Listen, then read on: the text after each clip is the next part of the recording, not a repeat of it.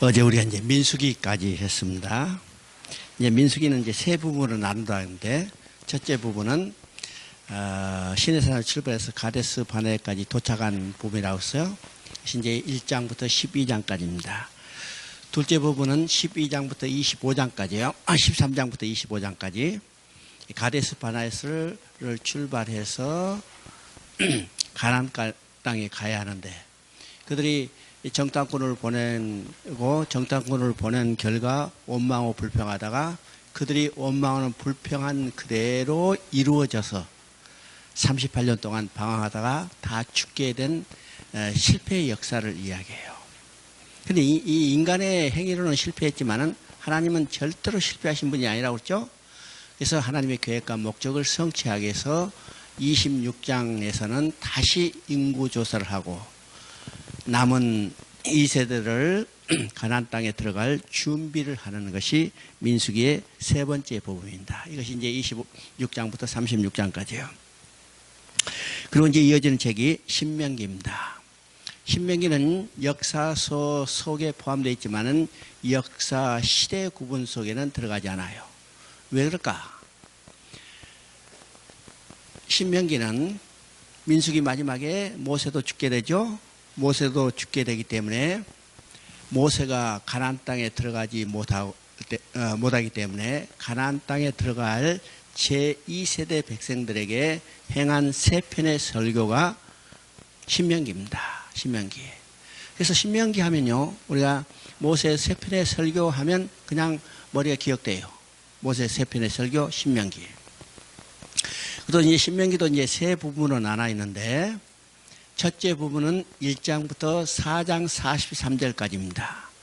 그러면 이 내용은 어떤 것인가? 우리가 이제 민수기 13장, 14장에서 이스라엘 백성이 정탐꾼을 보내고 그들이 보고하는 내용을 듣고 원망하고 불평하고 그러다가 하나님이 그들에게 징계해서 38년 동안 방황하다 죽게 된 이 실패의 역사를 해고하는 겁니다. 실패 역사를 해고하는 거죠. 신명기 2장 14절 한번 읽어보십니다.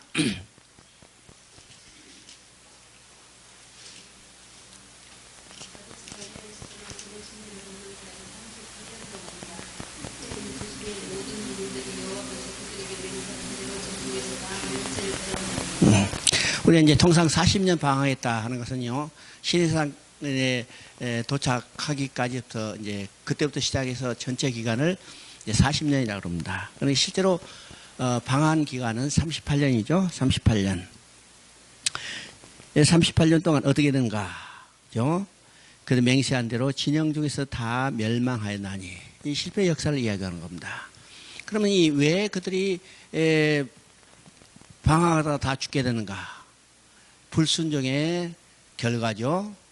하나님의 약속을 믿지 못하고 그들이 불순종, 가나안 땅에 정탐꾼을 보낸 결과 원망하고 불평하다 다 죽게 된 거예요.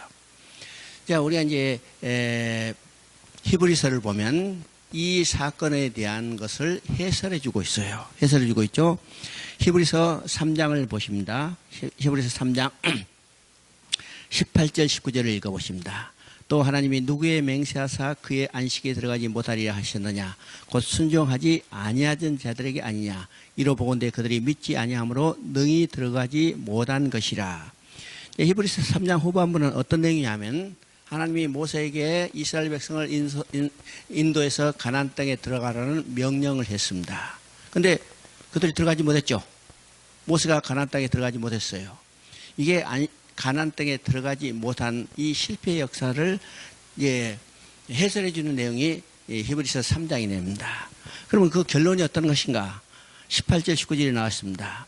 곧 순종하지 아니하던 자들에게 아니냐. 그죠? 이게 불순종이에요.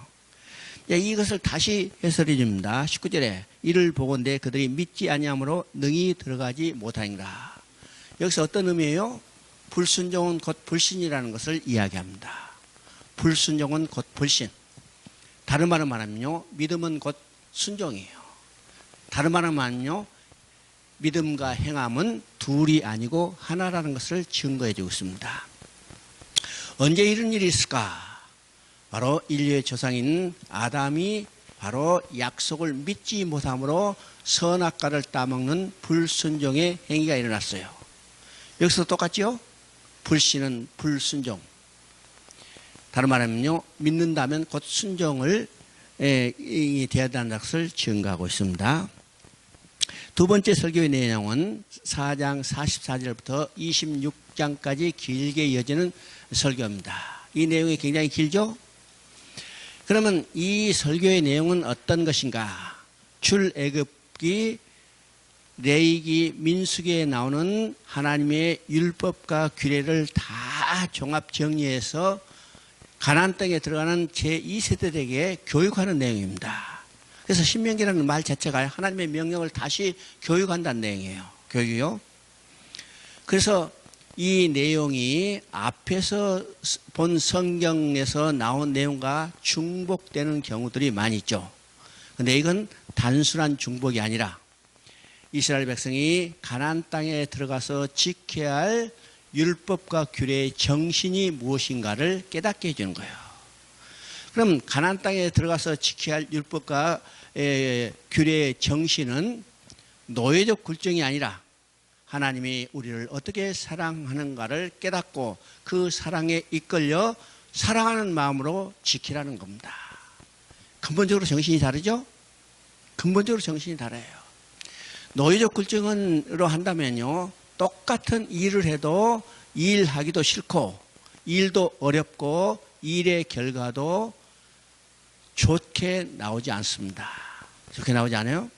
그러나 사랑하는 마음으로 한다면요, 일하는 것도 즐겁고 일의 결과도 아름답게 끝나게 돼 있어요. 그러니까 똑같은 율법을 지킨다 하더라도 노예적 굴종이냐 아니면 하나님의 사랑을 깨닫고 그 사랑에 이끌려 율법을 지키느냐, 이게 근본적으로 다릅니다. 다르죠? 그래서 여기서 핵심은 어디냐? 6장 5절을 보시면 됩니다. 6장 5절. 신명기 6장 5절.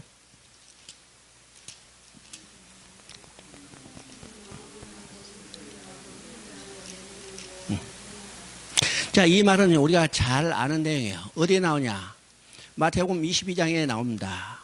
서기관과 바리새인들이요, 예수님을 시험하기 위해서 물어봐요. 어느 것이 크고 첫째 되는 계명입니까? 물어봤습니다. 자, 서기관과 바리새인들은요, 십계명 중에서 어느 것 한 가지를 들어서 이것이 크고 첫째 되는 계명이라고 말씀하실 줄 알았는데 예수님은 그들의 질문에 대해서 뭐라고 그랬어요? 바로 이 말씀이에요. 너희 목숨과 마음과 뜻과 힘을 다해서 주 너희 하나님을 사랑하라. 이것이 크고 첫째 되는 계명이니 이와 같이 내 이웃도 사랑하라. 이렇게 써요. 근본적으로 그 마음은 뭐예요? 사랑이에요. 모든 것이 사랑하래요. 우리가 고린도 전서 13장에 믿음과 소망, 사랑, 그 중에 제일은 사랑이라.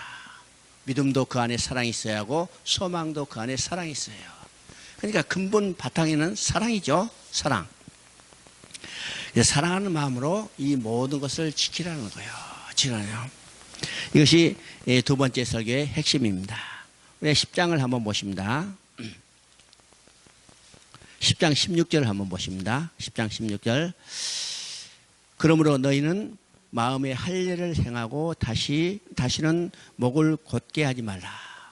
여기서 지금 10장 16절에 모세가 백성들에게 설교하는데 거기서 중요한 말이 있죠.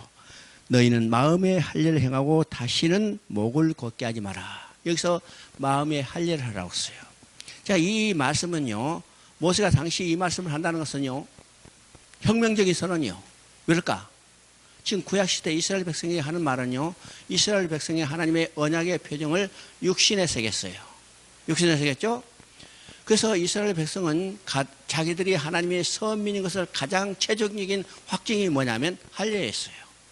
그래서 이스라엘 백성은 어떻게 생각하는가? 우리는 구원받았기 때문에 그 구원받은 표정으로 할례를 했기 때문에 우리는 어떤 일을 해도 구원받고 할례 받지 못한 이방인들은 어떤 일을 해도 구원받지 못한다고 단정했어요. 그래서 우리가 이제 성경에 보면 이스라엘 백성이 얼마나 할례를 강조했는가를 나타나죠. 할례를요. 갈라디아서는 핵심이 그 할례에 있습니다. 이방이 구원받기 위해서도 믿음으로만 구원받는 게 아니라 할례를 받아야 구원받는다고 강조했어요. 그래서 바울이 뭐라고 그러세요? 이것은 다른 복음이라고 그랬습니다. 다른 복음.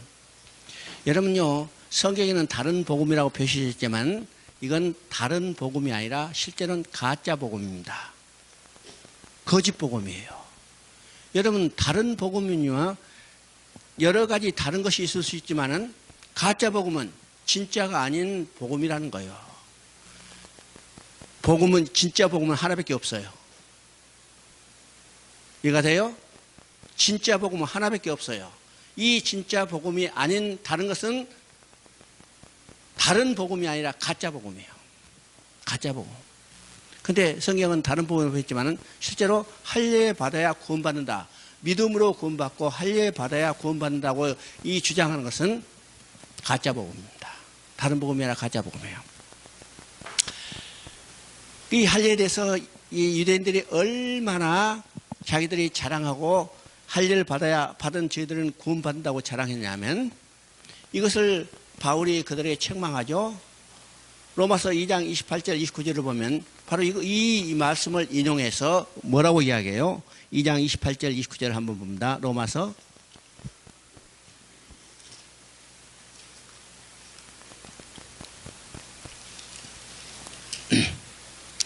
무릇 표면적 유대인이 아니요 표면적 육신의 할례가 할례가 아니니라. 오직 이면적 유대인이며 할례는 마음에 할지니 영에 있고 율법 조문에 있지 아니하는 것이라. 그 칭찬이 사람에게서 아니요 다만 하나님에게서니라. 여기서 뭐라고 써요? 육신의 할례가 표면적 육신의 할례가 할례가 아니라 오직 이면적 유대인이며 이면적 유대인이며 할례는 마음에 할지니. 언제 지금 말했던 거요? 이미 신명기에서 모세가 그 백성들에게 할례는 마음에 할지니라. 마음에 할지니죠. 그러면 마음의 할례를 한다는 것은 어떤 거예요? 할례는요, 언약의 표정을 새기는 거예요. 그러면 마음의 언약을 표정을 새겼다. 이것이 마음의 할례를 하는 거죠. 그러면 오늘 이 시대에 여러분이 할례를 받았어요? 받지 않았어요? 어? 오늘 이 시대에 여러분 할례 받았어요? 받지 않았어요? 육신의 할례는 받은 게 아니라 마음의 할례를 받았어요. 오늘도 우리 할례 받은 백성이요. 그럼 육신의 할례가 아니라 우리는 마음의 할례를 받았어. 이 말은 어떤 게요? 우리 마음에 하나님의 언약이 새겨졌다는 사실이죠. 새겨졌다는 겁니다. 세 번째 설교는 27장부터 30장까지 설교입니다. 그러면 신명기는 34장까지 있는데 그 나머지는 어떤 것인가? 이제 31장은 모세가 설교를 마치고 이스라엘의 영도권을 여호수아에게 인계해요. 여호수아에게 인계하면서 여호수아를 불러서 마지막으로 권면하는 말이 31장입니다. 31장이죠. 또 32장은 모세의 노래입니다. 33장은 모세가 이스라엘 백성을 축복하는 내용이요. 34장은 모세의 죽음에 대해서 기록했습니다.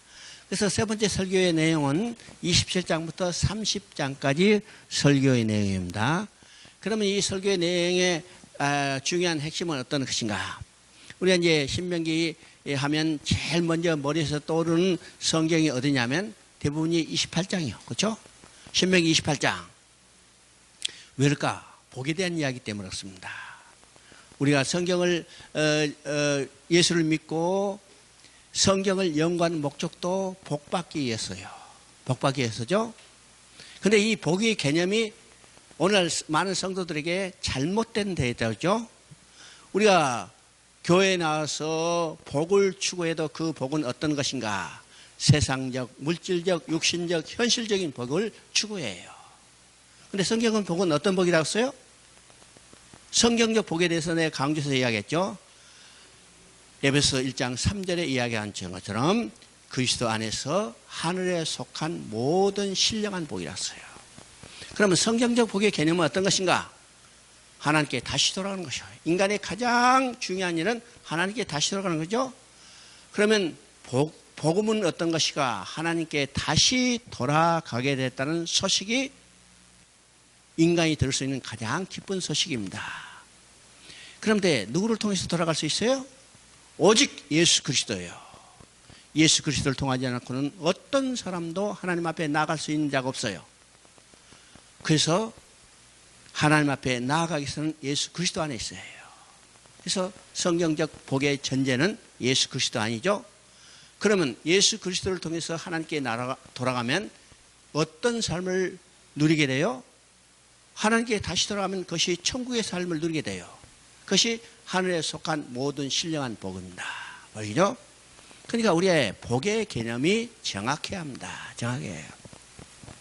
그래서 이제 많은 성도들이 복을 추구하기 때문에 이 신명기에 나온 그 복에 대한 이야기를 가지고 신명기를 좋아해요. 여러 가지 복이 나오죠. 근데 신명기를 보면요. 신명기 28장을 보면 복에 대한 이야기보다도 저주에 대한 이야기가 3배나 많다는 사실을 알아야 합니다. 근데 저주에 대한 이야기는 쫙 빼고 신명기 1장부터 28장 1절부터 14절까지만 가지고 복에 대한 이야기예요. 우리가 이스라엘의 역사는 신명기적 역사라고 그럽니다. 이 말은요. 신명기에 근거해서 하나님이 그들을 복주고 징계한다는 사실이에요. 이것이 이스라엘의 역사 구약의 마지막까지 나타나는 거죠. 그들이 하나님을 섬기고 하나님의 명령을 지켰다면 그들은 축복받고, 하나님을 떠나서 우상을 숭배하고 하나님의 법들을 지키지 않고 죄를 범했다면 그들은 징계받았어요. 이게 역사입니다. 이게 신명기적 역사라고 그래요. 그런데 더 중요한 내용이 있습니다. 이것이 29장에 나타나죠. 29장 11절 12절을 봅니다. 너희의 유아들과 너희의 아내와 내 진중에 있는 객과 너를 위하여 나무를 베는 자들로부터 물 기는 자까지 다 너희 하나님 여호와 앞에 서 있는 것은 내 하나님 여호와의 언약에 참여하며 또 내 하나님 여호와께서 오늘 내게 하시는 맹세에 참여하며. 제가 모세가 마지막으로 설교를 하는데 얼마나 많은 사람들을 모았는가. 유아로부터, 그렇죠? 유아로부터 노인에 이르기까지, 또 그 땅에 살고 있는 나그네도, 또 종들까지 다 모아놨어. 한 사람도 빼지 않고 다 모아놓고 그들에게 설교를 하는 겁니다. 그러면 이 설교의 내용이 어떤 것이요? 언약에 참여, 맹세에 참여하며, 그죠? 그러면 언약과 맹세라는 말이 나오면 우리가 어디로 돌아가냐면 하나님께서 아브라함에게 약속하시고 맹세해 주셨어요. 그렇죠? 하나님이 아브라함에게 약속하시고 맹세하셨어요. 그러면 아브라함에게 언약하시고 맹세한 내용은 다른 말로 말하면 뭐라고 했어요? 하나님께서 아브라함에게 복음을 전했다고 했어요. 갈라디아서 3장 8절에 나온다고 했죠? 하나님이 아브라함에게 복음을 전했다. 언약과 맹세는 복음을 전하는 거예요. 복음을 전하는 것은 다른 말하면 구원에 초청하고 있는 겁니다. 지금 이스라엘 백성은요, 자기 조상들이 하나님의 언약과 맹세에 참여할 때 그때는 나이가 어렸거나 아직 태어나지 못한 상태예요. 그런데 이 세대가 이제는 가나안 땅에 들어가야죠. 모세가 죽기 전에 마지막으로 그들이 하나님의 언약과 맹세에 직접 참여하지 못했던 이 세대 백성들에게 언약과 맹세에 참여시키고 있습니다. 다른 말하면 복음을 증거하고 그들의 구원에 초청하고 있다는 사실이에요. 그러면요, 신명기 세 번째 설교는 모세의 마지막 유언적 설교라고 했어요. 모세는 이 설교를 마치고 죽게 되게 됩니다. 죽게 되죠. 그렇기 때문에 이 세 번째 설교는 모세의 유언적 설교인데, 모세의 유언적 설교의 핵심이 뭐냐면 언약과 맹세에 참여시키는 겁니다. 다른 말은 복음을 전하고 그들에게 구원에 초청하고 있어요. 그러면 오늘 우리도 날마다 유언해야죠. 왜일까? 언제 죽을지 알 수 없잖아요. 자동차 타고 가다가 뒷차가 덮쳐서 죽을 수 있어요. 여기서 빗길이 미끄러져서 계속해서 그런 사고가 나요. 아무도 내 생명을 보장할 수 없어요. 하나님이 지금 이 순간에도 부르시면 우리는 가야 해요. 가야죠. 그러니까 우리는 날마다 유언해야 합니다. 날마다 유언해요. 그러면 우리가 해야 할 날마다 유언은 어떤 것일까? 어떤 것일까요? 세상 사람들 같이 재산을 물려주는 이 상속에 관한 유언도 의미가 없어요. 우리는 마지막 유언은 어떤 것인가? 우리 가장 가까운, 가장 사랑하는 사람들에게 복음을 증거하는 겁니다. 복음을 전하는 것. 정말 우리 주위에 우리 사랑하는 사람들이 얼마나 많이 있어요? 가까이는 부모도 있고 가까이는 자녀도 있고 가까이는 친척도 있어요. 그 모든 사람들 또 이웃도 있어요. 그 모든 사람들이 어떻게 해요? 복음을 증거해요. 우리 세상에서 가장 큰 사랑은 가까운 사람에게 복음을 증거하는 사실이라는 사실을 알아야 합니다. 참 무서운 일이죠. 여러분요 이미 예수를 믿고 얘가 어떤 환경 가운데 있다 하더라도 여러분요 마지막 때 하나님 품에 안겨서 영원히 하나님과 함께 살아요. 근데 믿지 않은 여러분의 가까운 사랑하는 사람들은 죽으면 어떠해요? 그들은 지옥에 가는 거예요. 그러면 어떻게 돼요? 지옥과 천국이 멀어지는 거예요. 그러니까 누가복음 16장에 나오죠. 부자는 죽어서 지옥에 들어갔고 나사로는 죽어서 아브라함의 품에, 아브라함의 품에 있다는 천국에 있다는 거예요. 그 길은 다시 만날 수 없는 영원한 길이죠. 우리가 언제 천국과 지옥이 결정이 되는가? 살아있는 순간에 결정이 됩니다. 그러면 살아있는 순간에 복음을 전하고 복음을 듣도록 우리가 전해야 합니다. 이것이 모세의 세 번째 마지막 설교예요. 우리는 이 설교에 대해서 우리 많이 깊이 생각해야 합니다. 그죠? 자, 여호수아를 봅니다. 여호수아는요, 모세가 죽은 후에 이스라엘의 영도권을 이어받은 여호수아가 이 세대 백성을 이끌고 가나안 땅에 들어가서 가나안 땅을 점령하고 그 땅을 분배해서 정착하는 과정이 바로 여호수아의 과정입니다. 그럼 여호수아는요 24장으로 되어 있는데 정확히 두 부분으로 나눠 있어요. 1장부터 12장까지, 그 다음에 13장부터 24장까지입니다. 그러면 1장부터 12장까지는 어떤 내용인가? 자, 가나안 땅에 들어가서 가나안 땅을 점령하는 전투하는 교회를 보여주고 있습니다. 또 13장부터는 이제는 점령하고 그 땅을 정복한 후에 그 땅을 분배해서 정착하는 안식하는 교회를 보여주고 있습니다. 이 땅에는요 두 종류의 교회가 있죠. 전투하는 교회, 안식하는 교회. 전투하는 교회, 안식하는 교회. 또 모이는 교회, 흩어지는 교회, 보이는 교회, 보이지 않는 교회 이렇게 나지만 여기서는 전투하는 교회와 전투하지 여기 안식하는 교회가 있어요. 우리는 이 땅에 있는 동안에 전투하는 교회예요. 전투하는 교회. 전투하는 교회에 속해 있는 여호와의 군사들입니다. 이게 전투하는 교회예요. 그러면 이 전투하는 교회에 주시는 하나님의 말씀이 어떤 것인가? 그것이 1장 5절부터 9절까지의 내용입니다. 내 평생에 너를 능히 대적할 자가 없으리니 내가 모세와 함께 있었던 것 같이 너와 함께 있을 것임이니라. 내가 너를 떠나지 아니하며 버리지 아니하리니 강하고 담대하라. 너는 내가 그들의 조상에게 맹세하여 그들에게 주리라 한 땅을 이 백성에게 차지하게 하리라. 오직 강하고 극히 담대하여 나의 종 모세가 내게 명령한 그 율법을 다 지켜 행하고 우로나 좌로나 치우치지 말라. 그리하면 어디로 가든지 형통하리니 이 율법책을 내 입에서 떠나지 말게 하며 주야로 그것을 묵상하여 그 안에 기록된 대로 다 지켜 행하라. 그리하면 내 길이 평탄하게 될 것이며 내가 형통하리라. 내가 내게 명령하는 것이 아니냐? 강하고 담대하라. 두려워하지 말며 놀라지 말라. 내가 어디로 가든지 내 하나님 여호와가 너와 함께 하느니라 하시니라. 이 말씀은요 우리 신앙의 원동력이에요. 우리가 이 말씀을 얼마나 믿고 확신하에 따라서 우리 삶이 달라지는 겁니다.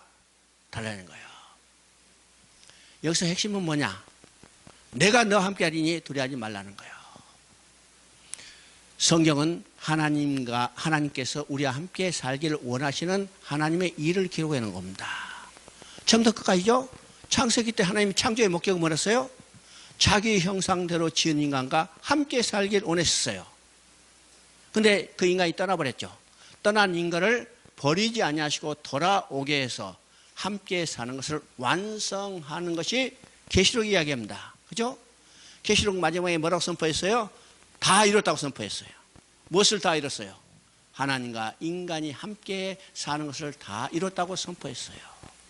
그러니까 성경은 다른 말하면요, 하나님, 내가 너와 영원히 함께 살겠다.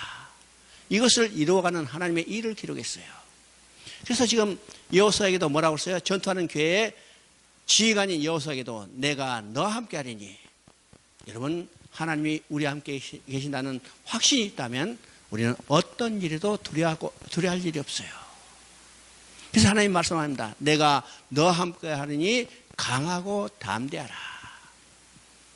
그러면 이 말씀은 언제 누구에게 줬던 것인가 한번 생각해 봅니다. 자, 신명기로 다시 돌아가서 신명기 6장부터 8절까지 31장 6절부터 8절까지 한번 읽어봅니다. 너희는 강하고 담대하라. 두려워하지 말라. 그들 앞에서 떨지 말라. 이는 내 하나님 여호와 그가 너와 함께 가시며 결코 너를 떠나지 아니하시며 버리지 아니하실 것임이라 하고, 모세가 여호와를 불러 온 이스라엘의 목전에서 그에게 이르되 너는 강하고 담대하라. 너는 이 백성을 거느리고 여호와께서 그들의 조상에게 주리라고 맹세하신 땅에서 들어가서 그들에게 그 땅을 차지하게 하라. 그리하면 여호와 그가 내 앞에서 가시며 너와 함께 하사 너를 떠나지 아니하시며 버리지 아니하시리니 너는 두려워하지 말라. 놀라지 말라. 이 말씀을 읽으면요, 우리가 방금 전에 읽었던 여호수아에서 나온 말씀하고 비슷하죠? 비슷합니다. 그러면 이 말씀은요, 누가 누구에게 했냐면 모세가 마지막 설교를 마치고 이제는 이스라엘의 영도권은 여호수아에게 넘어갔어요. 그래서 여호수아를 불러서 마지막으로 권면하는 말이 31장이죠. 그럼 이 내용은 어떤 것이요? 여기서 핵심은 하나님께서 너와 함께 하신다니까.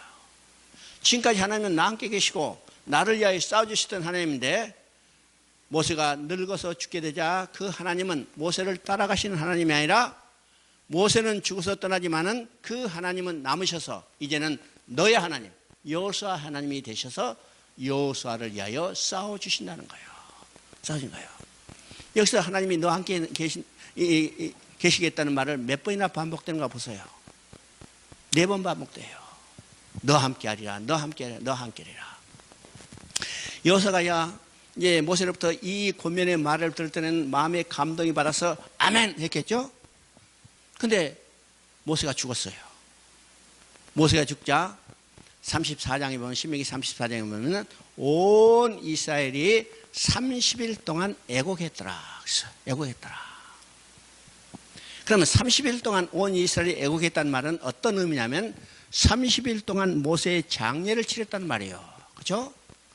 특별히 이제 오늘날도 마찬가지면 공산국가나 독재국가는 독재자가 죽으면 오랜 기간 동안 장례식을 합니다. 그들이 묘도 쓰지 않고 그냥 그 방부 처리해가지고 사람들 구경하도록 만들어요. 레닌도 그렇고 모택동도 그렇고 김일성도 그렇고 다 그렇죠. 오랫동안 장례를 합니다. 그래서 모세도 이스라엘의 위대한 영도자이기 때문에 그가 죽자 30일 동안 장례를 치렀어요. 그러면 장례를 치를 때 장례 위원장이 누가 됐겠을까? 당연히 여호수아가 됐겠죠. 여호수아가 장례 위원장이 돼서 외국의 조문사들도 받고 장례 절차를 진행하는데 얼마나 바쁜 세월이 지났겠어요?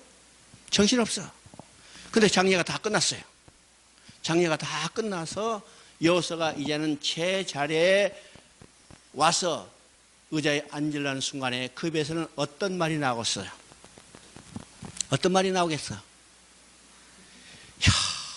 어떻게 하지? 큰일 나네. 한숨 내쉬면서 아주 근심하는 거죠. 인간이 연약하기 때문에 큰 일을 앞에 두고는 다 마음에 불안과 근심이 있어요. 이건 어떤 사람도 마찬가지입니다. 어떤 사람도. 여호수아도 마찬가지예요. 특별히 여호수아는 자기 자신을 어떤 사람으로 여겼어요? 위대한 이스라엘 영도와 모세의 신발 들고 다니기도 부족한 연약한 자라고 했어요. 이 연약한 자가 이 이스라엘 백성을 이끌고 가나안 땅에 들어가서 가나안 족속을 쫓아내는 전쟁을 치려고 생각하니까 겁이 나는 거예요. 두려운 거예요. 그래서 온 몸에 힘이 빠지고 입에서는 야, 큰일 났네. 그때 누가 찾아오셨어요? 하나님이 친히 찾아왔어요. 우리 신명기 보면요, 모세가 여호수아에게 하는 말씀이에요. 비슷하지만은 모세가 여호수아에게 하는 말이지만은 여호수아서는 하나님의 친히 여호수아에게 하는 말이에요. 이게 격이 완전히 다르죠. 한쪽에는 비서실장이 이야기하기 때문에 하나님은 대통령이 직접 불러다 이야기하는 거예요. 이 격이 다릅니다. 그래서 여호수아서는 하나님께서 여호수아에게 직접 말씀하십니다. 내가 너와 함께하리니 너는 두려워하지 말라. 강하고 담대하라. 지금까지는 모세와 함께 하신 하나님, 모세를 위하여 싸워주시던 하나님인데 모세가 죽자 모세를 따라가신 하나님이 아니라 그 하나님은 남으셔서 이제는 여호수아와 함께 하시며 여호수아를 위하여 싸워주시겠다는 하나님이에요. 그 하나님은 오늘 누구의 하나님이요? 그 하나님은 오늘 우리의 하나님이에요. 나의 하나님이에요. 나와 함께 계시며 나를 위하여 싸워주시는 하나님. 우리의 신앙의 동력은 여기에 있어요. 하나님이 나와 계신 것을 얼마나 확신하느냐에 따라서 우리의 삶이 달라지는 겁니다. 달라지죠? 5장 여호수아로 들어가서 5장 2절 읽어봅니다. 그때 여호와께서 여호수아에게 이르시되 너는 부싯돌로 칼을 만들어 이스라엘 자손들에게 다시 할 일을 행하라 하시며 10절 읽어봅니다. 10절 또 이스라엘 자손들이 길갈에 진쳤고 그달 14일 저녁에는 여리고 평지에서 유월절을 지켰으며 자 5장에 이르자 하나님께서 이스라엘 백성에게 명령합니다. 이제 할 일을 행하라. 또 유월절을 지키라고 했어요. 그러면 지금 5장까지 진행되는 이 여호수아의 과정을 보면 어떻게 진행되는가? 지금 이제 1장에서 하나님이 여호수아에게 찾으셔서 너와 함께니 너는 강하고 담대하라. 이 말씀을 듣고 이제는 정신이 혼미했던 여호수아가 정신 차리고 일어섰어요. 그리고 이야기합니다. 우리가 그 땅을 점령하겠나이다. 일어섰어요. 그리고 2장에서는 여리고 성에 정탐꾼을 보냈습니다. 3장에서는 이제는 언약궤를 맨 제사장들을 앞세워서 요단강을 건너요. 여러분요, 홍해를 건널 때와 요단강을 건널 때가 어떻게 다른가 생각해 봐야 합니다. 홍해를 건널 때는 홍해가 갈라진 후에 이스라엘 백성이 건너갔어요. 그런데 요단강을 건널 때는 물이 흐르는 강에 백성들이 들어갔어요. 뭐가 달라요? 뭐가 달라? 그만큼 믿음이 전진했다는 거예요. 전진했어요. 자, 3장에서는요, 언약궤를 맨 제사장들이 요단강에 들어오자 물이 갈라지고 백성들이 건너갔죠. 자, 4장에서는 요단강을 건넌 후에 길갈이라는 곳에 최초의 진지를 편성합니다. 소위 말해서 교두보를 형성해요. 이제는 이 길갈이라는 교두보를 거점으로 해서 가나안 땅으로 진격에 들어가는데, 가나안 땅으로 진격에 들어가서 가장 걸림돌은 뭐냐면 가나안 동편에 있는 여리고성입니다. 여리고성은 가나안 동편의 가장 강력한 성이에요. 이 성을 점령하지 않으면 가나안 땅 안으로 한 발짝도 들어갈 수 없습니다. 그런데 이 여리고성 점령을 앞두고 하나님이 이스라엘 백성에게 뭐라고 명령하는가? 그렇죠? 여러분, 성을 점령하려면 뭘 준비해야 해요? 공성 장비를 준비해야 합니다. 공성 훈련을 해야 해요. 하나님이 공성 장비를 준비하라, 공성 훈련을 하라고 명령하지 않고 어떻게 했어요? 할 일을 행하라. 유월절을 지키라고 했어요. 여러분 보세요. 지금 적진입니다. 여리고성 밑에 적진이죠. 적진 앞에서 어떻게 하셨어요? 할 일을 행하라. 이건 죽으라는 거예요. 할 일을 행하면 병사들이 움직일 수 없어요. 그 순간에 적이 역습해오면 완전히 괴멸되는 거죠? 괴멸되어요. 그런데 적진 앞에서 하나님은 공성 장비를 준비하라, 공성 훈련을 하라 하지 않고 거꾸로 할 일을 행하라고요. 또 뭘 지키라고 했어요? 유월절을 지키라고 했어요. 유월절을 지키라. 왜 할 일을 행하고 유월절을 지키라 했을까? 여리고성을 점령하는 것은 인간적 군사적 수단에 의해서 점령된 것이 아니라는 거예요. 무엇에 근거해서? 하나님의 언약에 근거해서, 또 무엇에 근거해서? 하나님의 은혜에 의해서 여리고성은 점령된다는 것을 보여주는 겁니다. 할 일은 뭐예요? 하나님의 언약의 표징이에요. 유월절은 뭐예요? 이스라엘 백성을 애굽 땅에서 건져낸 근거가 무엇인가? 곧 유월절이에요. 유월절 어린 양의 피를 통해서 그들이 이스라엘 백성의 한 생명도 지장 없이 그들이 애굽에서 나왔죠. 그리고 6월절의 근거에서 하나님이 약속합니다. 내가 아브라함과 이삭과 야곱에게 주기로 맹세한 땅으로 너희를 인도하리라. 무엇에 근거해서? 6월절의 근거해서. 그러니까 여리고성을 점령하고 가나안 땅을 정복에 들어가는 것은 인간적 군사적 수단이 아니고 오직 하나님의 언약과 하나님의 은혜에 의해서 들어가는 것을 그들이 다시 확신시키기 위해서 그들에게 할 일을 행하고 6월절을 지키라고 명령하고 있습니다. 명령하죠. 6장 16절 한번 읽어보십니다. 6장 16절. 일곱 번째 제사장들이 나팔을 불 때 여호수아가 백성에게 이르되 외치라. 여호와께서 너희에게 이 성을 주셨느니라. 여기도 우리가 이제 한 단어를 여기다 써 놓으면요, 이 내용을 우리가 명확히, 조금 더 명확히 이해할 수 있어요.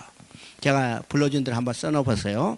일곱 번째 제사장들이 나팔을 불 때 여호수아가 백성에게 이르되 외치라. 여호와께서 이 성을 이미 주셨느니라. 그렇죠? 이미, 그렇죠? 이 성을 이미 주셨느니라. 이 말을 써놓으면요, 이 내용이 확실해집니다. 확실해져. 그러면 이 내용은 어떤 것인가? 지금 이제 여리고성을 점령할 때 하나님께서 뭐라고 말씀하셨어요? 13번 돌고 외치라. 그렇죠? 외치라. 그들이 13번 돌고 지금 외쳐요. 외치자 지금 성이 무너졌죠? 성이 무너졌어요. 근데 하나님 뭐라고 말씀하세요? 이 일곱 번째 제사장이 나팔을 불 때 여호수아가 이 백성이 이르되 외치라. 여호와께서 너희에게 이 성을 이미 주셨느니라. 이미 주셨어요. 13번 돌고 소리치기 때문에 그 성이 무너지고 이스라엘 백성에게 주어진 게 아니라는 겁니다. 언제 주어졌어요? 이미 주어졌어요. 이미는 언제예요? 이미는 언제? 하나님께서 아브라함에게 약속했을 때 주셨어요. 근데 이미죠. 이미.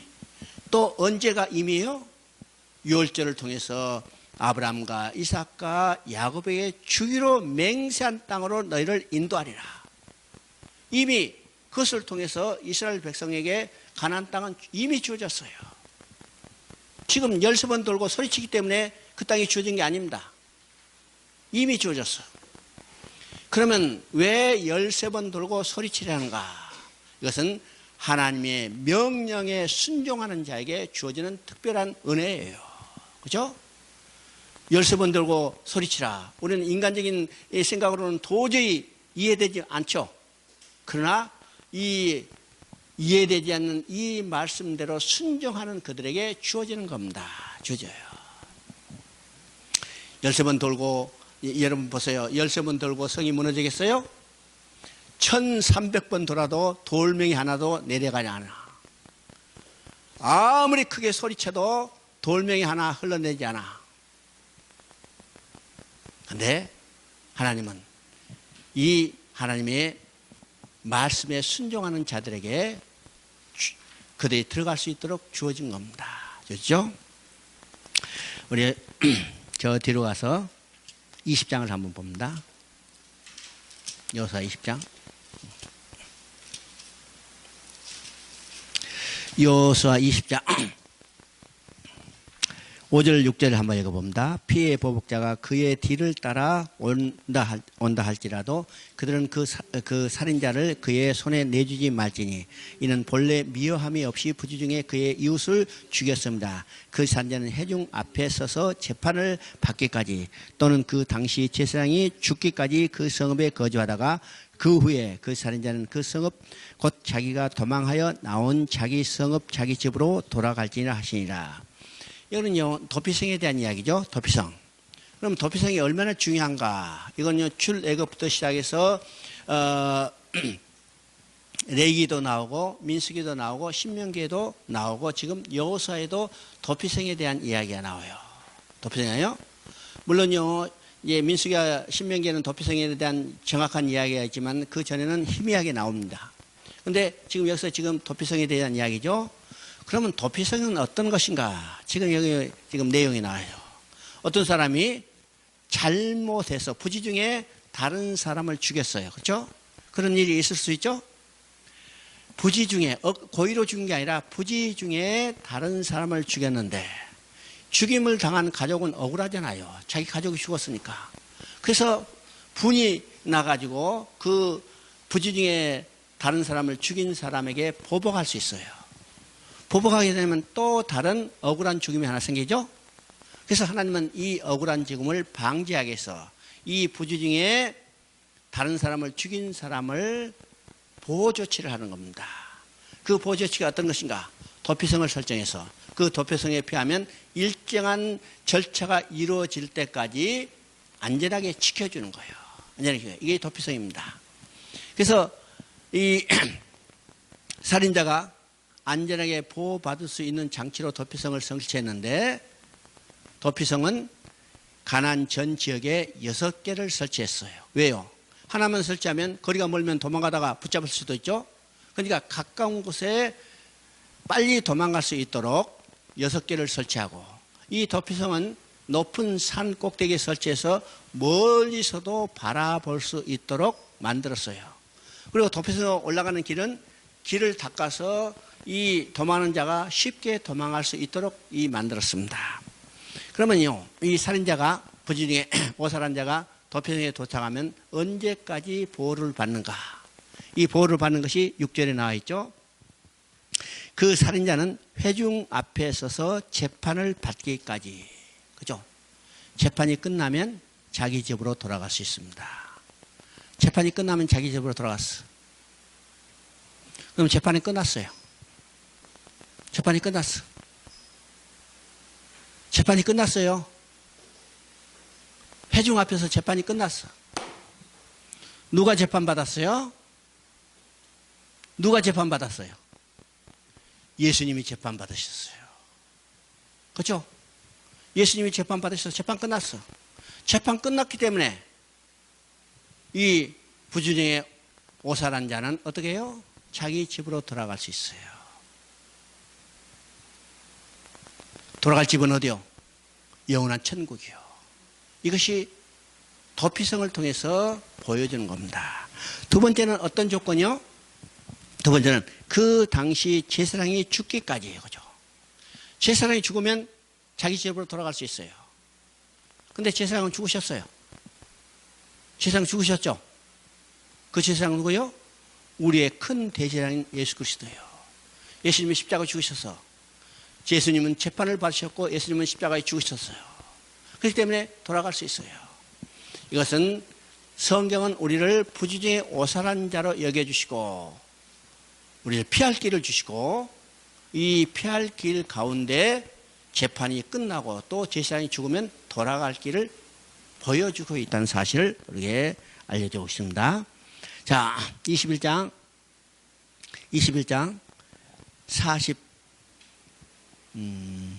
3절 4절 읽어보십니다. 21장 43절 44절 여호와께서 이스라엘 조상들에게 맹세하사 주리라 하신 온 땅을 이와 같이 이스라엘에게 다 주셨으므로 그들이 그것을 차지하여 거기에 거주하였으니 여호와께서 그들의 주에 안식을 주셨으되 그 조상들에게 맹세하신 대로 하셨으므로 그들의 모든 원수들 중에서 그들과 맞선 자가 하나도 없었으니 이는 여호와께서 그들의 모든 원수들을 그들의 손에 넘겨주셨습니다. 여기서 안식이라는 말이 나오죠. 안식이라는 말이 나옵니다.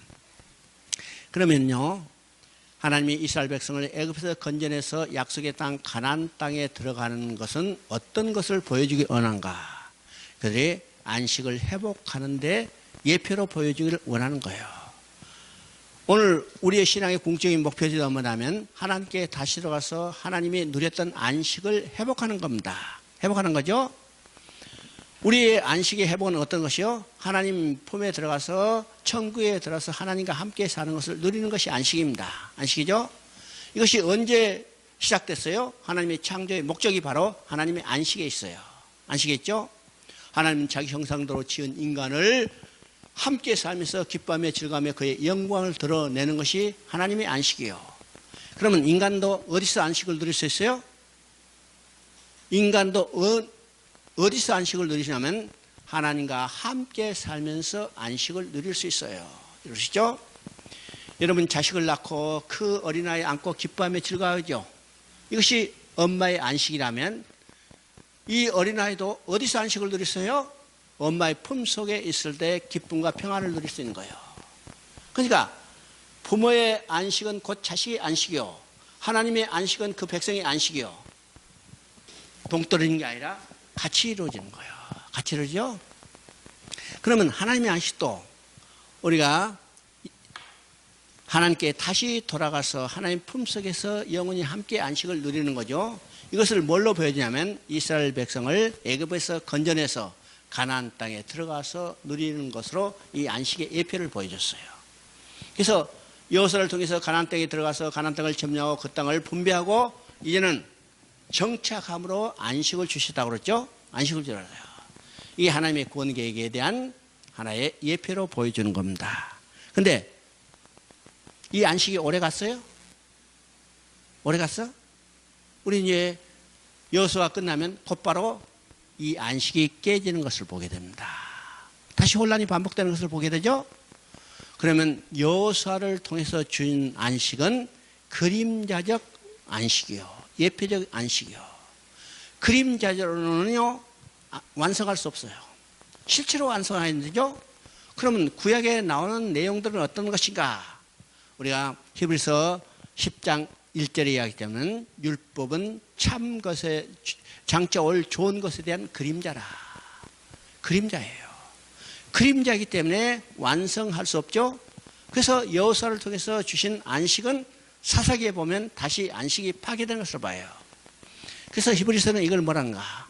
여호수아가 너에게 안식을 주셨다면 다른 안식을 말하지 아니었을 텐데 여호수아가 안식을 주지 못했기 때문에 다른 안식, 곧 남은 안식이 있다고 그랬어요.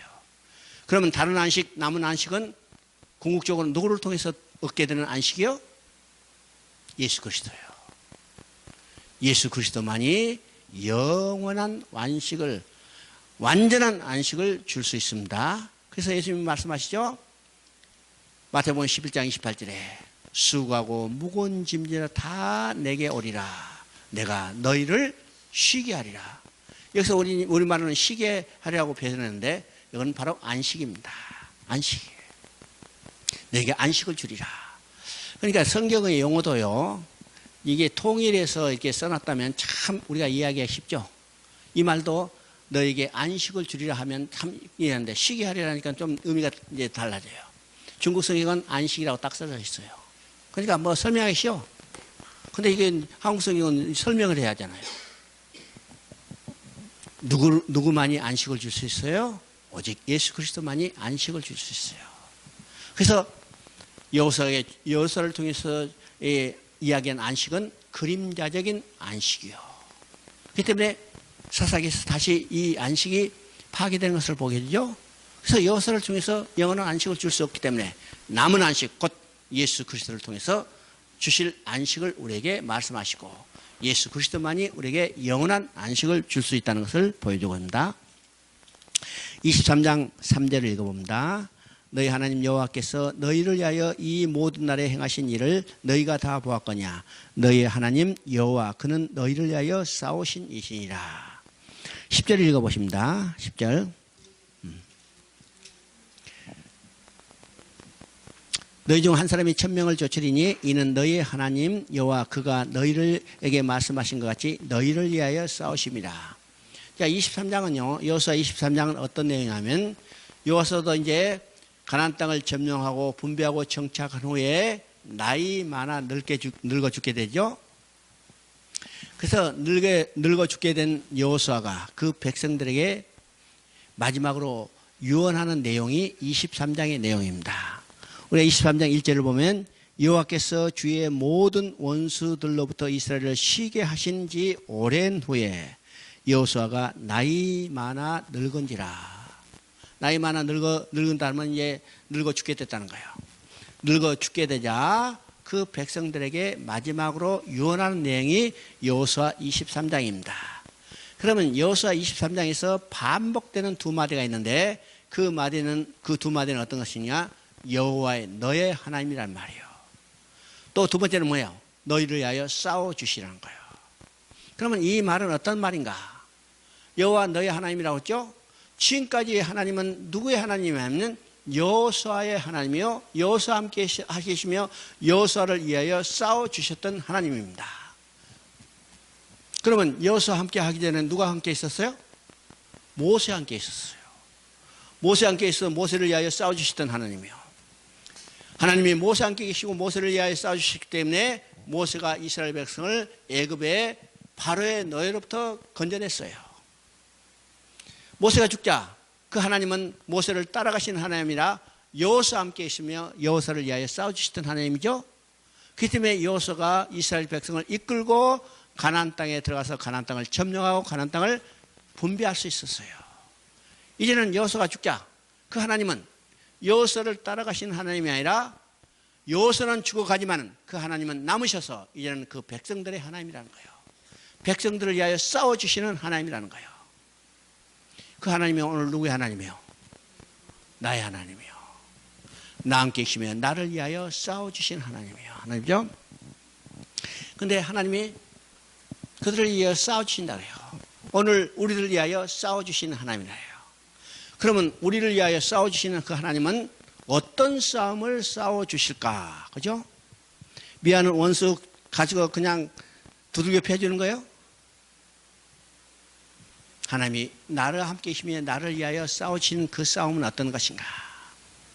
여러분 세상의 전쟁을 보세요. 세상의 전쟁은 죽이고 죽이는 전쟁이에요. 그죠?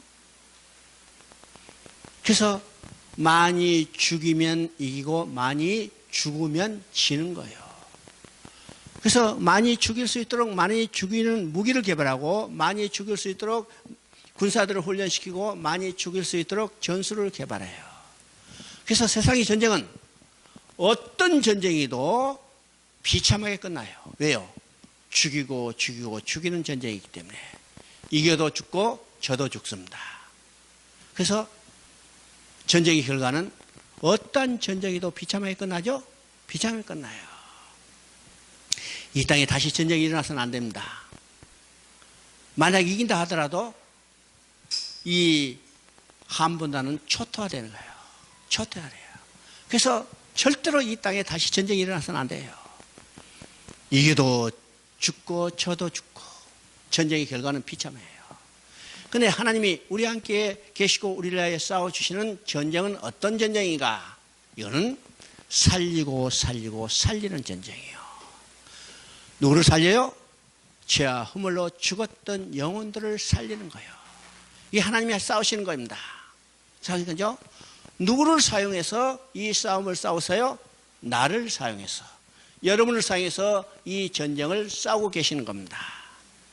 여러분이 하나님의 도구가 돼서 입술을 벌려서 복음을 증거할 때 그 복음을 듣는 심령 속에 누가 역사해요?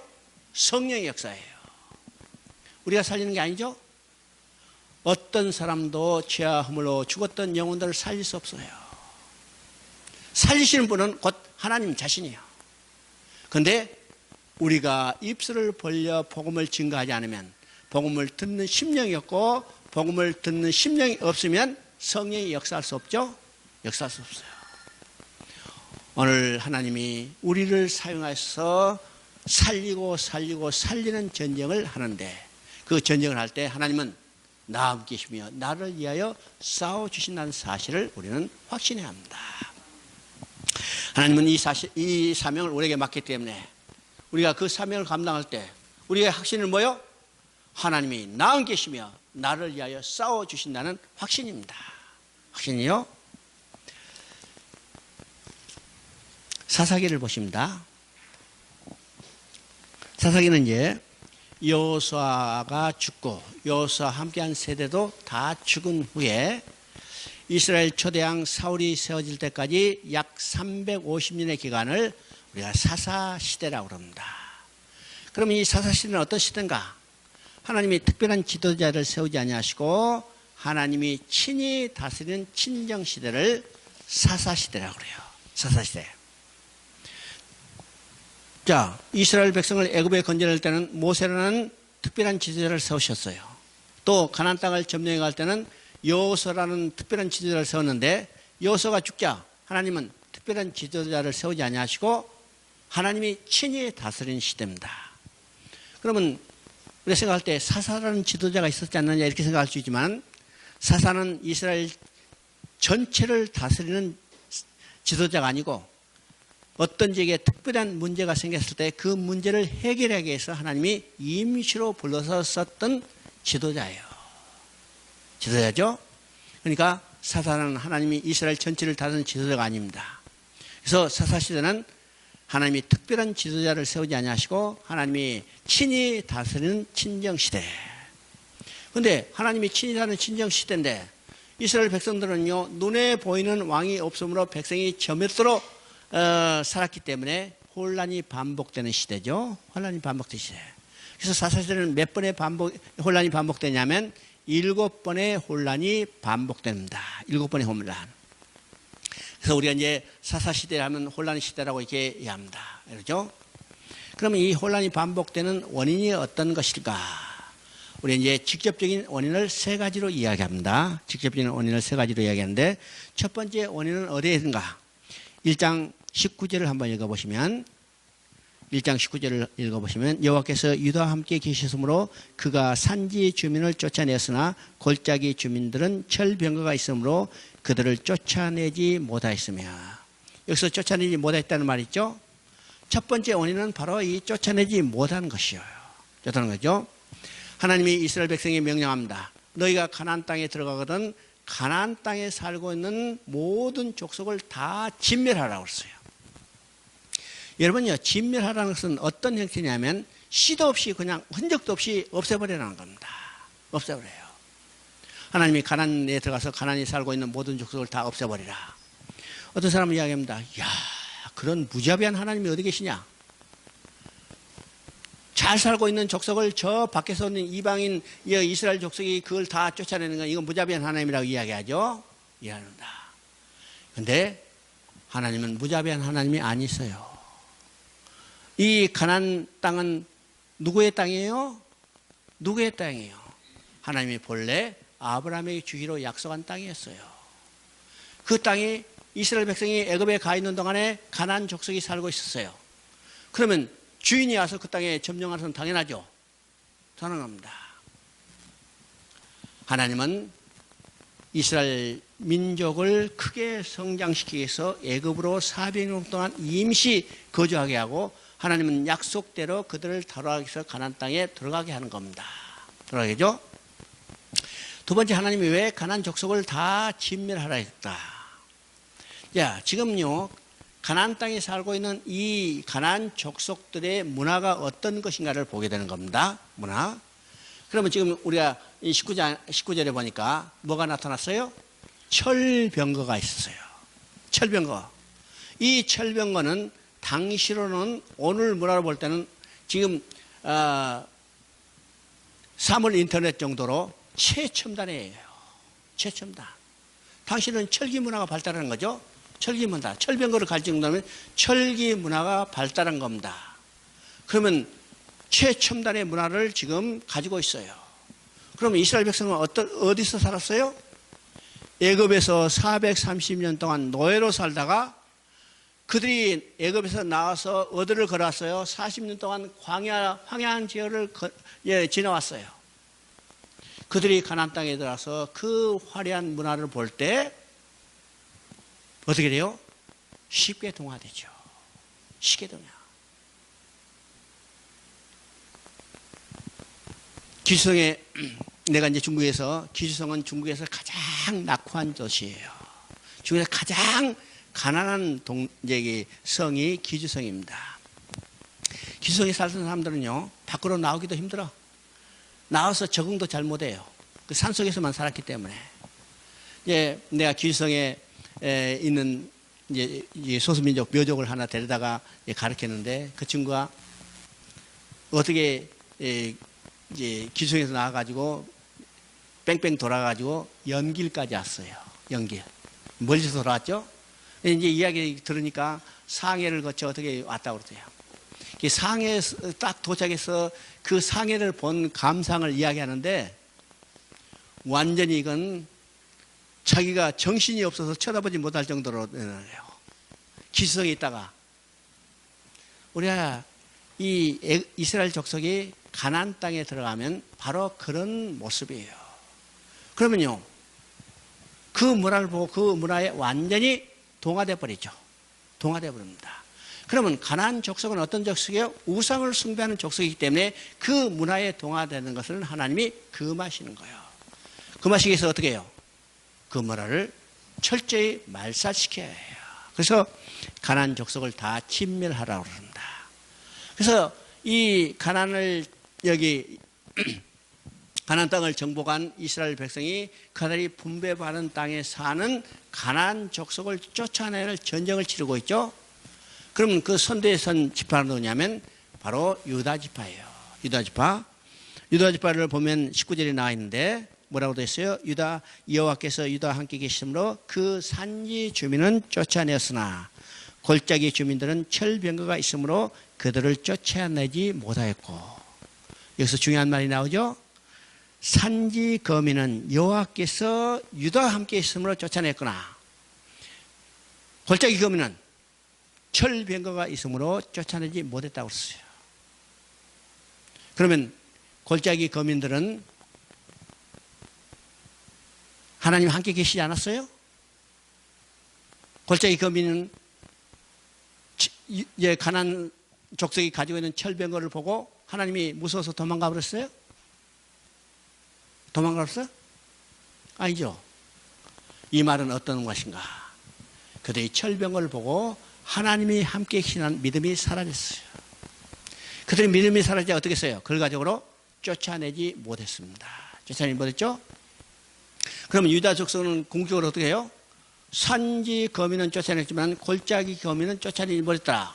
다른 말하면 유다 지파도 쫓아내지 못했어요.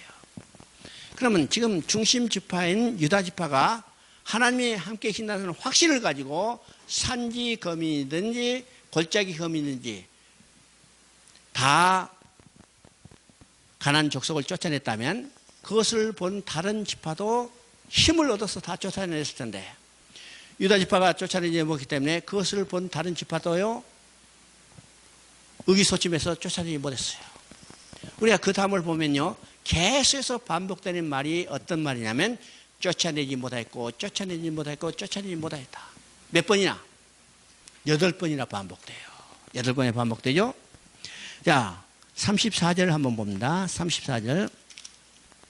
아무리 족속이 단 자손을 산지로 몰아넣고 골짜기에 내려오기를 용납하지 아니하였으니, 단 지파는 어떻게 했어요? 쫓아내지 못한 것은 고사하고 오히려 쫓겨갔어요. 왜 쫓겨갔어요? 하나님이 함께 계신다는 믿음이 사라졌기 때문이에요. 하나님이 함께 계시는 믿음이 사라질 때 그들은 쫓아내지 못한 것은 고사하고 오히려 쫓겨가는 모습을 보게 되죠. 쫓겨나요. 이것이 첫 번째 혼란의 원인입니다. 두 번째 혼란의 원인은 2장 10절을 봅니다. 2장 10절. 그 세대의 사람도 다 그 조상들에게 돌아갔고 그 후에 일어난 다른 세대는 여호와를 알지 못하며 여호와께서 이스라엘을 위하여 행하신 일도 알지 못하였더라.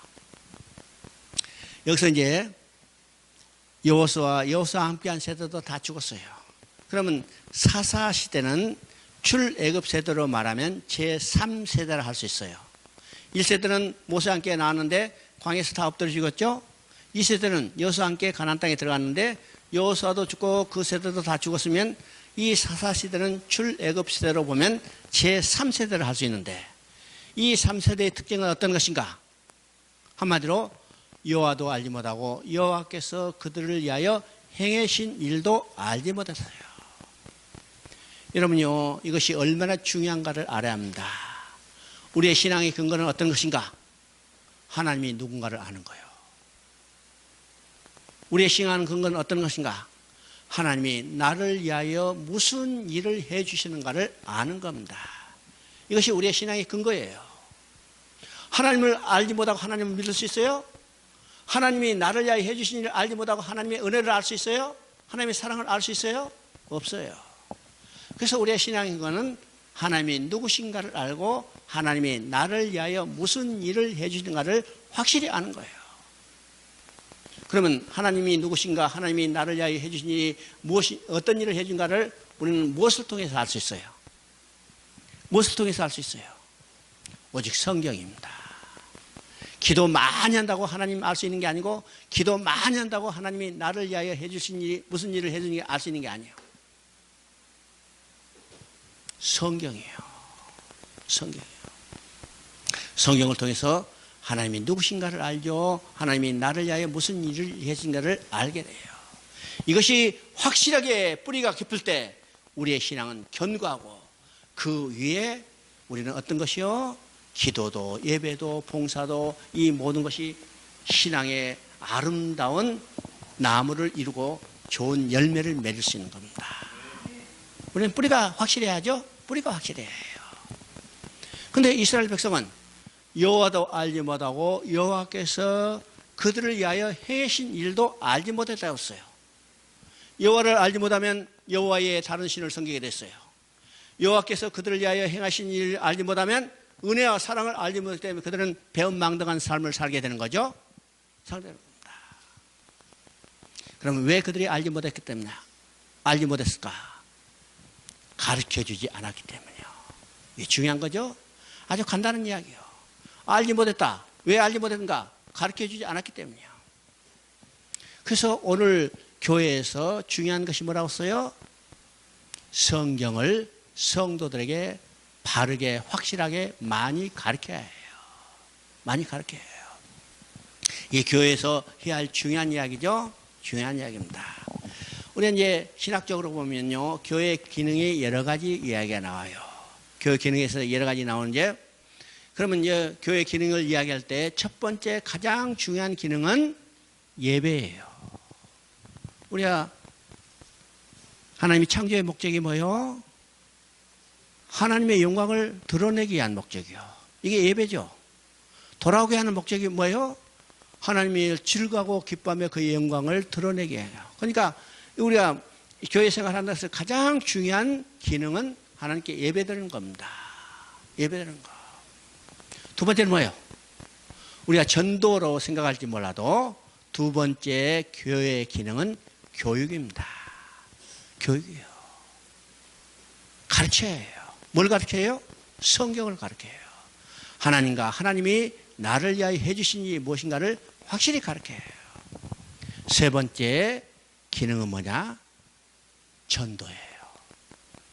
다른 말하면 선교예요. 우리는요, 전도 선교가 먼저 같은지만은 그것보다 더 우선적인 기능이 교육이라는 사실입니다. 교육이라는 사실. 네 번째 기능은 어떤 것인가? 성도 간의 교제예요. 성도 간의 교제. 이 교제를 통해서 신앙이 더 견고히 되고 신앙이 더 확실해질 수 있기 때문이죠. 그래요. 그래서 이 교회에서 교육이 얼마나 중요한가를 우리는 다시 알아야 합니다. 여러분요, 사도행전이나 서신서의 중요한 명령은 뭐냐? 가르치는 데 있어요. 가르치는 데 있어. 우리 사도행전 하면요, 성령의 팍팍 그냥 큰 권능으로 그냥 일어나는데, 사도행전의 시작과 끝은 뭘로 끝나냐면 가르침으로 끝나고 있다는 사실입니다. 가르침으로. 우리 한번 볼까요? 사도행전 1장 3절을 한번 보십니다.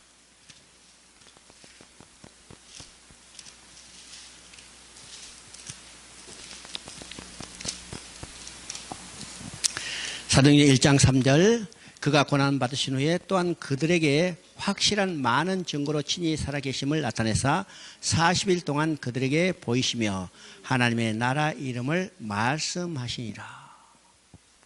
부활하신 예수님이 제자들을 모아놓고 40일 동안 하나님 나라 일에 대해서 말씀하시니라. 이 말씀에 따라서 가르쳤다는 거예요. 가르쳤다. 뭘 통해서 가르쳤을까?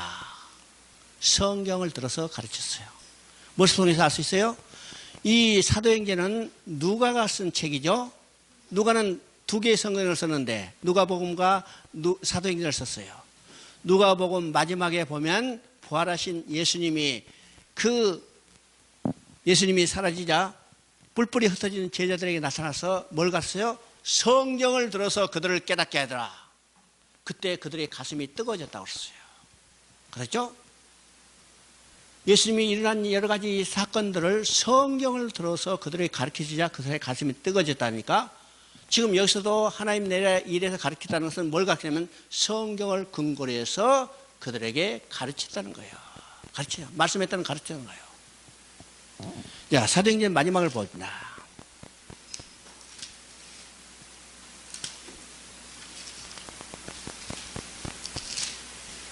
사도행전 마지막 28장 30절 31절 봅니다. 바울이 온 이태를 자기 세집에 머물면서 자기에게 오는 사람들을 다 영접하고 하나님의 나라를 전파하며 주 예수 그리스도에 관한 모든 것을 담대하게 거침없이 가르치더라. 사도행전의 마지막 말은 뭘로 끝나고 있어요? 가르치더라. 그러면요, 여러분이 사도행전 그 중간의 내용들을 보면 베드로가 바울이 뭘 가르쳤어요? 성경을 가르치는 얘기예요. 성경을 가르치는 얘기예요. 그래서 우리가 사도행전의 가장 핵심은 가르치고 가르치는 거예요. 그렇죠? 디모데 전후서 마지막에 보면요, 바울이 죽기 전에 가장 핵심적으로 이야기하는 것은 가르치라는 말이에요. 가르쳐. 오늘 교회에서 가장 중요한 핵심은 어떤 거야? 어떤 행사가 아니고 성경을 성도들에게 확실하게 가르치는 겁니다. 가르쳐요. 지금 2세대 백성들도, 아니 3세대의 백성들도 2세대가 그들에게 가르치지 않았기 때문에 하나님을 알지 못하죠. 하나님이 그들에게 해주신 일도 알지 못하죠. 그러면 세 번째 원인은 무엇인가? 첫 번째, 두 번째 원인의 필연적인 결과로 나타나는 것이 세 번째 원인이요. 사사기 3장 5절 6절 한번 읽어보십니다. 5절 6절. 그러므로 이스라엘 자손은 가나안 족속과 헷 족속과 아모리 족속과 브리스 족속과 히 족속과 여부스 족속 가운데 거주하면서 그들의 딸들을 맞아 아내로 삼으며 자기 딸들을 그들의 아들에게 주고 또 그들의 신들을 섬겼더라. 그렇죠? 이건 첫 번째 조사를 못했기 때문에 섞여 살았어요. 하나님을 알지 못했기 때문에 그들은 그들이 가져온 신을 그대로 받아서 섬기는 겁니다. 섬기죠? 이건 첫 번째, 두 번째 원인의 필연적인 결과로 나타난 세 번째 원인이요. 그런데 우리 5절을 보면 여부수 족속 가운데 거주하면서, 여기 가운데라는 말이 있죠? 이 가운데라는 말은 그냥 평범한 가운데의 그런 의미가 아니고 어떤 의미인가? 이 가운데는요, 이 가나안 족속들이 집 짓고 사는데 그 가운데 집 짓고 살았다, 이런 평범한 이야기가 아닙니다. 그들의 문화에 완전히 포로된 상태를 그들 가운데 거주하면서요. 그들이 문화에 완전히 포로됐기 때문에 그들이 하자는 대로 모든 풍속과 관습을 그대로 따라갈 수밖에 없죠. 이것이 그들 가운데 거주하면서 이라는 말입니다. 그래서 그들이 우상을 섬기면 그대로 우상을 섬겨야 해요. 우상 앞에 절하면 그들도 따라서 그대로 절해야 해요. 이것이 그들 가운데 거주하면서 이것이 첫 번째, 두 번째, 세 번째 원인이에요.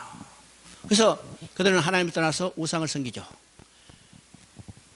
섞여 살기 때문에 자연적으로 통혼이 일어나고, 통혼이 일어났기 때문에 그들이 가져온 우상을 그대로 섬기는 겁니다. 섬기는 거죠. 언제 이런 일이 일어났어요? 올해 노아 시대에 보면 나타나죠. 하나님의 아들들이 사람의 딸들의 아름다움을 보고 그들이 좋아하는 대로 아내를 삼았더라. 그래서 결과적으로 됐어요. 세상에 악이 가득 찼더라. 결과적으로 어떻게 돼요? 하나님의 심판이 임한 겁니다. 하나님 심판인 거죠. 사세에서도 동일한 사건이 반복되는 거예요. 반복돼요. 섞여 살기 있고 통혼이 일어나고, 통혼이 일어났기 때문에 그들이 섬기던 우상을 그대로 섬겼어요. 하나님이 우상을 섬기는 것을 악하게 여기죠. 자, 그 결과가 어떤 건가? 예, 7절부터 9절까지 한번 읽어봅니다. 이스라엘 자손이 여호와의 목전에 악을 향하여 자기들의 하나님 여호와를 잊어버리고 바알들과 아세라들을 섬긴지라. 여호와께서 이스라엘에게 진노하사 그들을 메소보다미아 왕 구산 이사다임의 손에 파셨으므로 이스라엘 자손이 구산 이사다임을 8년 동안 섬겼더니 이스라엘 자손이 여호와께 부르짖음에 여호와께서 이스라엘 자손을 위하여 한 구원자를 세워 그들을 구원하게 하시니 그는 곧 갈렙의 아우 그나스의 아들 온니엘이라. 이것이 바로 첫 번째 악순환이 반복되는 내용입니다. 실제로 보니까 이스라엘 자손이 여호와의 목전에 악을 행하여, 그죠? 자기들의 하나님 여호와를 잊어버리고 바알과 아세라를 섬긴지라. 자, 그들이 하나님을 버리고 우상을 섬기기 때문에 하나님은 그들을 징계하기 위해서 지금 이방 나라를 일으킵니다. 여러분요, 우리가 우상을 섬기는 것은 하나님이 가장 싫어하는 거예요. 가장 악하게 여기는 겁니다. 왜 하나님이요 우상을 섬기는 것을 가장 악하게 여기실까요? 우상을 섬기는 것은 하나님께 대한 반역입니다. 하나님께 반역이요. 우리가 우상 섬긴다 하면요, 목석 같은 형상에 그냥 한두 번 절하는 것으로 생각하지만은 우상을 섬긴다는 것은 하나님께 대한 반역이에요. 하나님께 대한 반역이기 때문에 하나님이 가장 악하게 여기시는 거죠. 여러분, 열왕기에 보면 그 많은 왕들 중에 하나님이 가장 악하다고 평가하는 왕이 누구냐면 아합이에요. 아합은요, 정치적으로 군사적으로 아주 유능한 왕이었어요. 북이스라엘 가운데 두 사람의 유능한 왕이 있었는데 그 두 사람의 유능한 왕은 누구냐면 첫 번째 가는 왕이 여로보암 2세예요.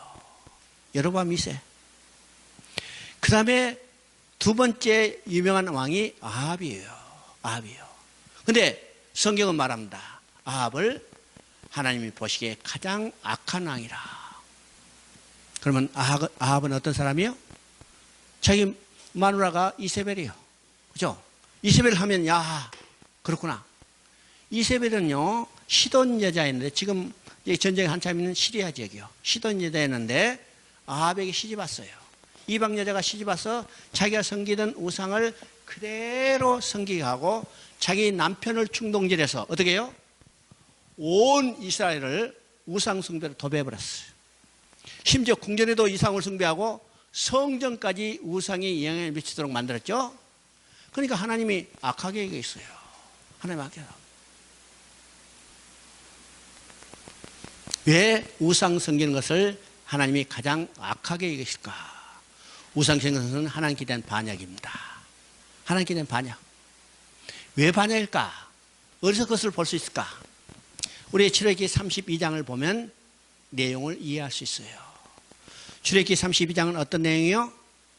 모세가 시내산에 올라가서 하나님으로부터 이제는 율법이 새긴 돌판을 받아오는데 내려올 때 그 산 밑에 있는 백성들에게 여기 노래소리가 들려요. 아, 야, 기뻐서 그런 줄 알았는데 나중에 보니까 우상을 숭배해요.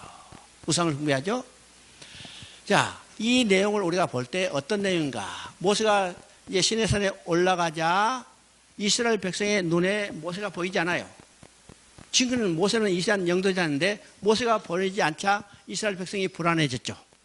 불안해져서 아론에게 요청하는 것이 어떤 것이요? 우리를 위하여 하나님을 만들어달라. 하나님을 만들어달라. 모세가 아론이요, 이스라엘 백성이 하나님을 만들어달라니까 마음이 불안해서 뭐라 했느냐? 알았다. 하나님 만들어주자. 대신 너희가 가지고 있는 금붙이 가져오라 했어요. 그래서 이스라엘 백성이 가지고 있던 금붙이 다 내놓으니까 그것을 녹여서 뭘 만들었어요?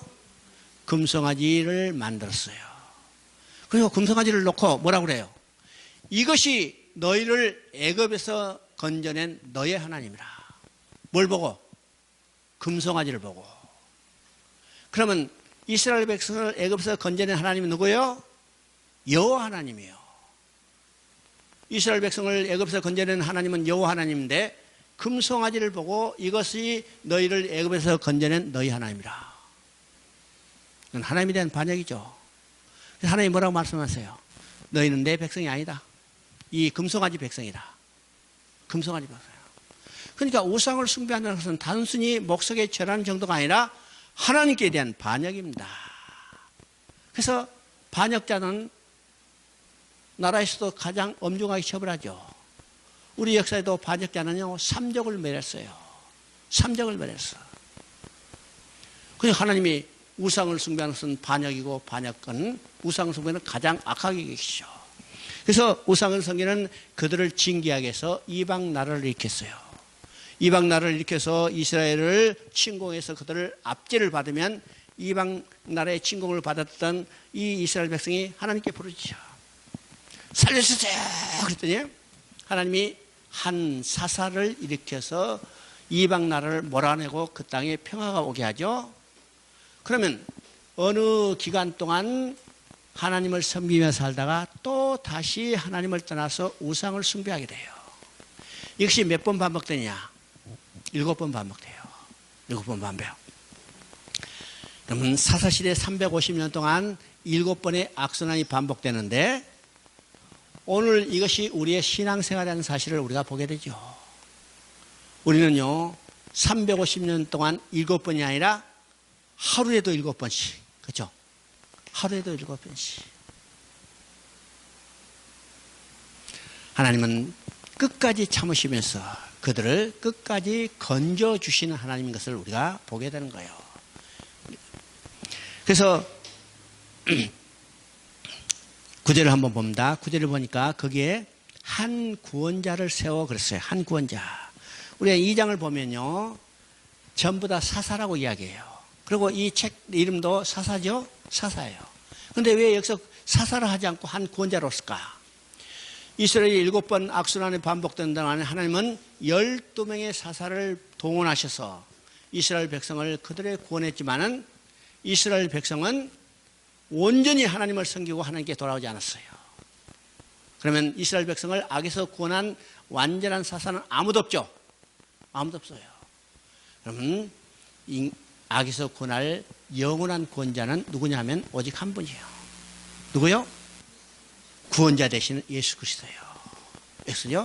예수 그리스도 한 분에는요 인간을 누구도 악에서 구원할 자가 없는 거예요. 그것을 보여주는 내용이 사사기의 내용인 것을 우리가 보게 됩니다. 자, 잠깐 쉬었다 하십시다.